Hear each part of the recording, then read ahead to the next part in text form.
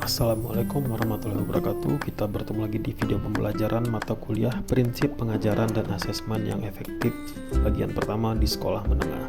Jadi di sini kelompok 4 dari kelas MIPA 2 yang beranggotakan Khairul Rifai, Rizal Abdurrahman NZ, Anggi Oktalia Handayani, Lisa Safrianti, Rahma, dan Rosmalini Tawarni akan membahas topik 2 yaitu merancang perencanaan pembelajaran dan asesmen.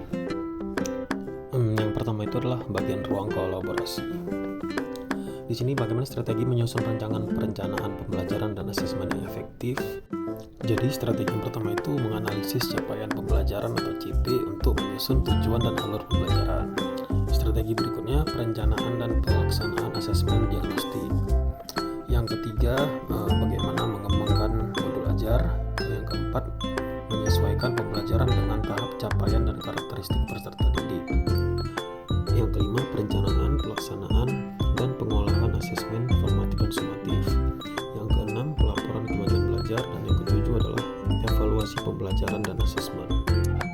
Kemudian apa saja yang menjadi tantangan dalam menyusun rancangan perencanaan pembelajaran dan asesmen yang efektif? Itu ada 7. Yang pertama itu pemahaman guru mengenai bagaimana rancangan perencanaan pembelajaran dan asesmen yang efektif masih kurang. Kemudian guru masih kesulitan dalam menyusun tujuan pembelajaran yang sesuai dengan capaian pembelajaran. Itu kesesuaian antara level kognitif dan dimensi pengetahuan. Kemudian tantangan di abad 21 ini yaitu terkait teknologi. Guru-guru masih kesulitan dalam memanfaatkan teknologi yang dapat menunjang kualitas pembelajaran yang akan dilakukan ini karena masih banyak guru-guru yang masih dengan paradigma lama.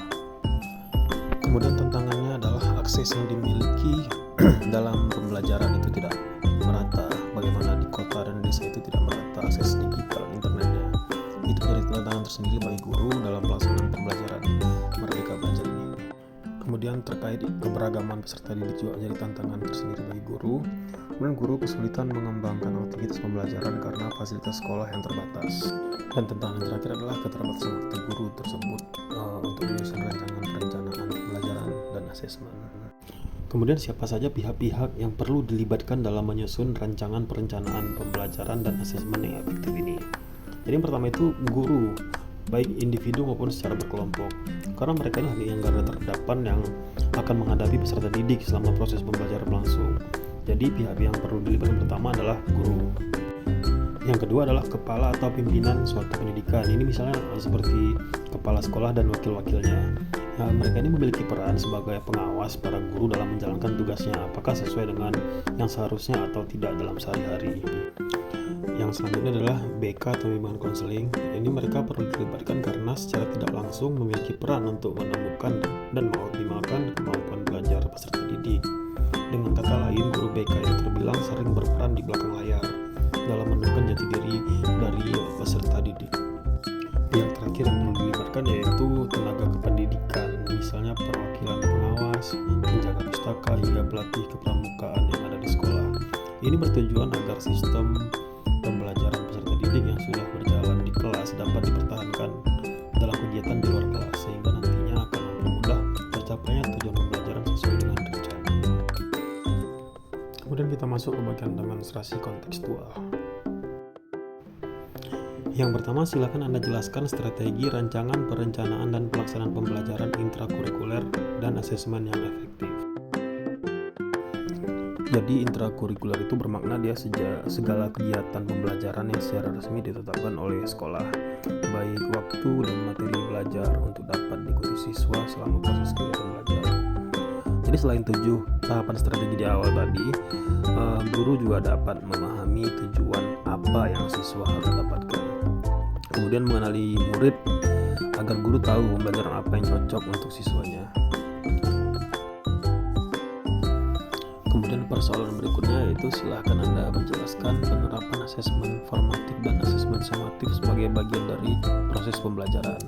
Jadi asesmen formatif itu bertujuan memantau dan memperbaiki proses pembelajaran serta mengevaluasi pencapaian tujuan pembelajaran. Contoh-contohnya misalnya yang pertama ini pendidik memulai kegiatan tatap muka dengan memberikan pertanyaan berkaitan dengan konsep atau topik yang telah dipelajari pada pertemuan sebelumnya. Kemudian pendidik mengakhiri kegiatan pembelajaran di kelas dengan meminta peserta didik untuk menuliskan 3 hal tentang konsep yang baru mereka pelajari dan 2 hal yang ingin mereka pelajari. Sementara itu, asesmen sumatif pada jenjang pendidikan dasar dan menengah bertujuan untuk menilai pencapaian tujuan pembelajaran dan atau CP peserta didik yang dilakukan setelah pembelajaran berakhir. Misalnya ini pada akhir suatu lingkup materi, pada akhir semester, dan pada akhir suatu fase. Kemudian di sini kita akan memberikan contoh praktik baik asesmen formatif dan for learning serta sumatif of learning berdasarkan pengalaman. Jadi yang pertama itu asesmen for learning atau AFL. Itu sebuah penilaian yang dilakukan pada saat pembelajaran sedang berlangsung. Dan asesmen ini dimaksudkan untuk memperbaiki kualitas proses belajar dan mengajar, contohnya kuis, presentasi, tugas, dan sebagainya.